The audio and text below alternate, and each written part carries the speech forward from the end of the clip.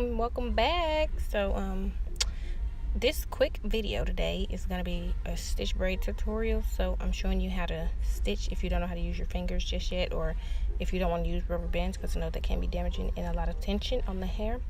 So go in first with your base thing, which is edge control, is what I'm using, from Eben 24-hour edge timer is what it's called.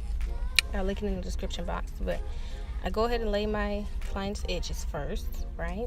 And then when you put that edge control on there, make sure you comb it through on both sides. Put it on both sides and comb it through on both sides, so you'll have an even distribution. Even distribution of the edge control.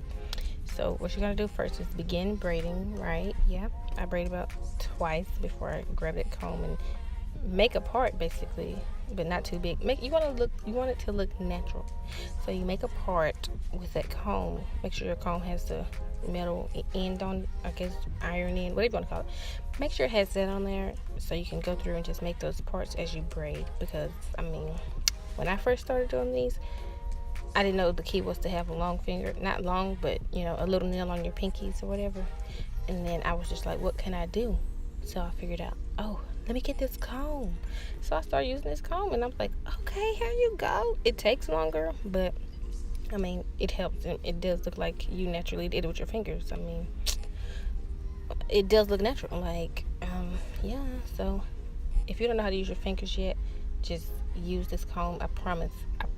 As you can see, it works and it helps. So until you learn how to do it with your fingers, I mean, this is the best way for me if you don't want to use rubber bands as well. So yeah, just make sure you're using that comb all the way throughout, until you get to the point where you can't use a comb anymore, I guess is what I call it. Yeah, I think that's what I'm trying to say.